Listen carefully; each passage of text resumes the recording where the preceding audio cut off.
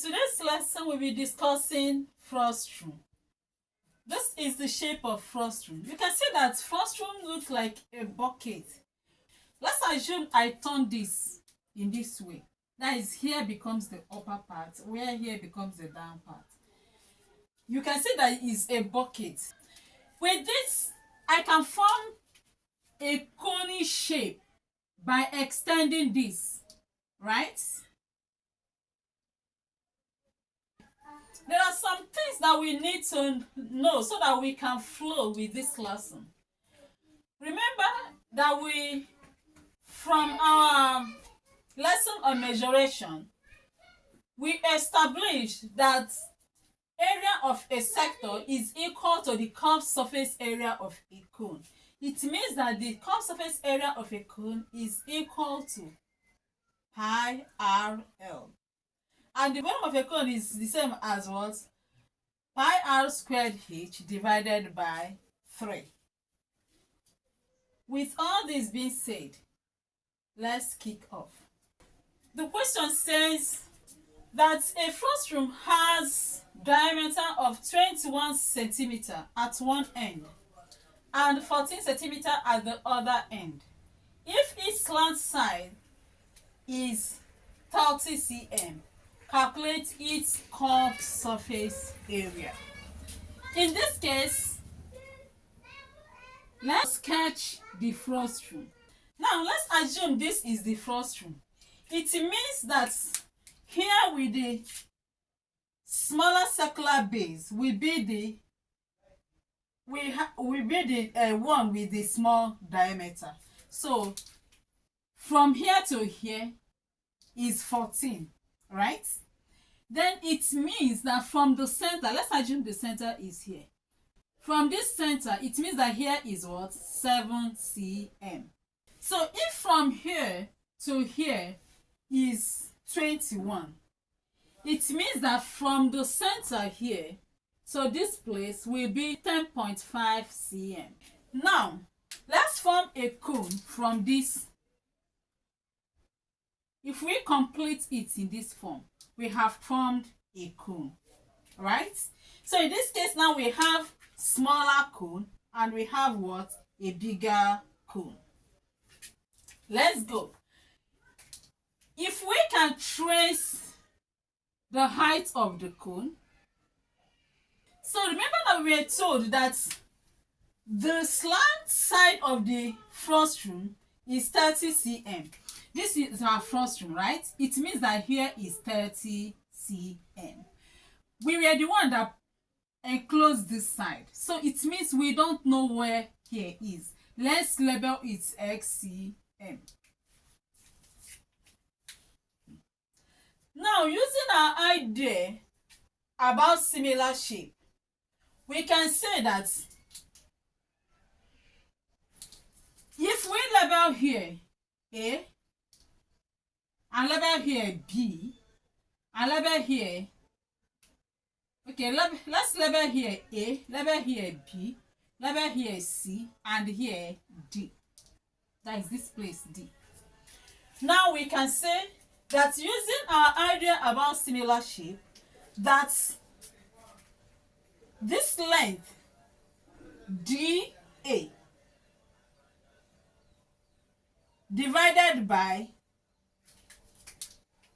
EA, that is if we label here E, we say that DA divided by EA is equal to CD divided by BE. Can we go like that? So we can say that DA divided by EA is equivalent to CD divided by BE, right? This implies that our DA is 30 plus X, right? From here to here, we have 30 plus X divided by our EA is X, is equal to Our CD is 10.5 divided by our BE, which is 7. So, in this case, what we have to do is to cross multiply. This multiplied by this is equal to this multiplied by that. So, 7 multiplied by 30, 7 into 3 is 21, into 0 is 0, plus 7x is equal to 10.5x. Right? So let's collect like terms. If you are collecting like terms, this has to go to the other side, and when it goes to the other side, it becomes minus, negative. So we have that 210 is equal to 10.5x minus 7x. 10x minus 7x is 3x, then plus 5. That means that 3.5x is equal to 210. Therefore, x is equal to 210 divided by 3.5. So if I am to move, I want to remove this decimal. Removing this decimal, I will move 1 point. Then I'll add 0, right? In that case, now I will have 2100 divided by 35. Remember, we have 2100 divided by 35. 7 can go. If 7 divides 21, we get 3. 7 into these two zeros will give us that. 7 into 35 will give us 5. So 5 can go. 5 into itself is 1. 5 into 30 is 6. Into this is 0. So we have that x is equal to 60 cm. Therefore, if x is 60 cm, it means that our dA, remember we said that dA is equal to 30 plus x. Our dA, which is equal to 30 plus x, will be 30 plus 60, and that will give us 90 cm, right? So we have that from here to here. From here to here is what? 90 cm. I hope this is understandable. Having done this, remember what we are trying to calculate is the curved surface area of the frustrum. Having gotten this length of the cone, what we have to do now is to find the curved surface area of the whole cone and find the curved surface area of this small cone here. Are you getting it? When we are talking about the whole cone, we are talking about here to here. But when we are talking about the small cone, we are talking about from here to here. So we find the curved surface area of the whole cone. Then I find the curved surface area of this small cone here and take away this small cone from the whole cone. If you take away this cone here, it means what will be remaining is what? This place down, which is the frustrum. So if we find the curved surface area of this whole cone, I remove the curved surface area of the small cone, we get this curved surface area of this frustrum. I hope it's understandable. Okay, let's go. Remember that curved surface area C of the big cone is equal to, we will now denote the curved surface area of the big cone using the capital letters, while we denote that of the small cone using the small letters. So for the big cone, we have pi r l, because the length here is greater than the length of the small cone, and the radius here is greater than the radius of the small cone. That's why we use the capital letter, so that we not get confused. So in this case now, we have that our pi is constant. Pi remains the same. So in that case, we have that pi, which is 22/7, multiplied by the r, which is the radius of the big cone, is 10.5, multiplied by the L, the length of the big cone, which is the 90 cm. Then for the small cone, which is the length of the small cone, here is 60. So the slant length is 60. Okay, we have the pi, sorry. 22/7 multiplied by the radius 7 multiplied by 60. So 7 cancel 7 is equal to 1320. So the curved surface area of the frustrum is now the curved surface area of the big cone minus the curved surface area of the small cone. 2970 minus 1320 cm, and that will give us 1650.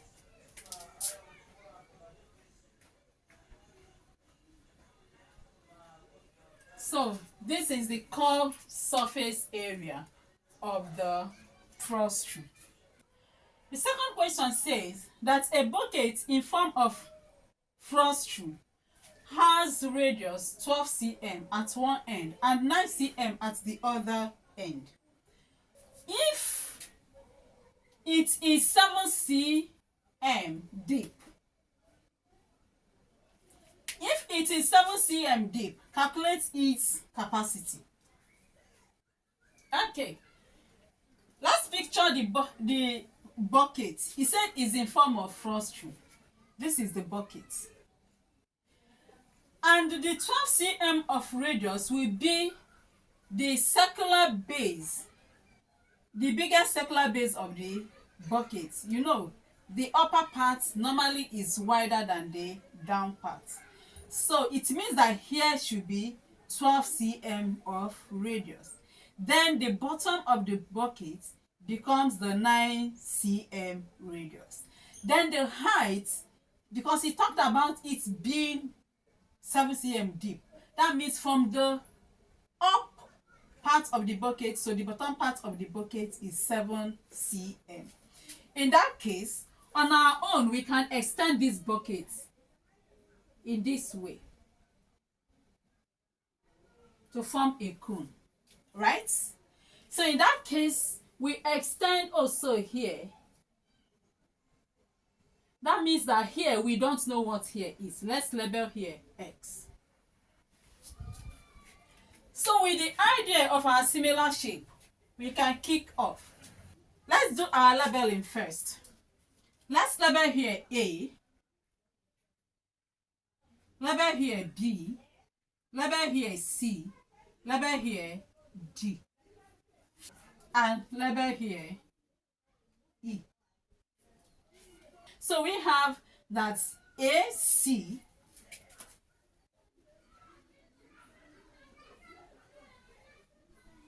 divided by AB is equal to AE. That is, remember what I'm doing? I pick the height of the big cone divided by the radius of the big cone. Then I'll do the height, I will say is equal to height of the small cone divided by the radius of the small cone. That is actually what I'm doing here. Length of the big cone divided by the radius of the big cone. So I have AC divided by AE is equal to the length of the smaller cone divided by the radius of the smaller cone. Are you understanding? Which is BC divided by BD. Okay? Now let's substitute. Our AC is 7 plus X. This implies that 7 plus x divided by our AE is 12 is equivalent to BC, which is the length of the smaller cone, which is x, divided by DD, which is the radius of the smaller cone, which is 9. So what are we to do here? Cross multiply. We have that 9 multiplied by 7 is 63 plus 63 plus 9x is equal to 12x. Right? The next thing to do is to collect like terms. Therefore, if we move this 9x to this side, it will become negative when it gets there because here it is positive. So we have that 12x minus 9x is equal to 63. Now let's find the value of x. So I have that 12 minus 9 will give me 3. So I have that 3x is equivalent to 63. So x is 63 divided by 3. 3 here 1, 3 here 2, 3 here 1. So it means that x is equal to 21 cm. So here is what? 21 cm. Right? Now remember that we were asked to find the capacity, to calculate the capacity of the frustrum. Capacity means the volume. So what are we to do here? Now, having gotten the length of the deepness, that is the height of the big cone, what we have to do is to find the volume of the big cone and take away the volume of the small cone from it.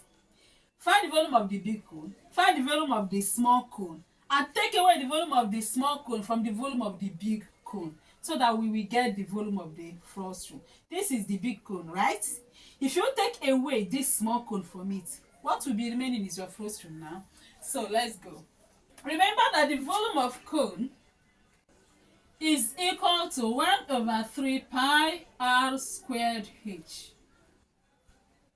Right? So we have to solve for the big cone. For the big cone, we have that the volume is equal to 1 over 3 multiplied by 22 over 7, which is our pi, multiplied by the radius of the big cone is what? 12 cm. Multiplied by 12 because it's squared, right? Multiplied by the height of the big cone. The height is now 7 plus 21, which will give us 28. Now, 3 into itself is 1. 3 into 12 is 4. 7 into itself is 1. 7 into 8 is 4. So we are left with 22 multiplied by 4 multiplied by 12 multiplied by 4. So 22 multiplied by 4 multiplied by 12 multiplied by 4 is 4,224 cm. Okay, that is cm cube because it's volume.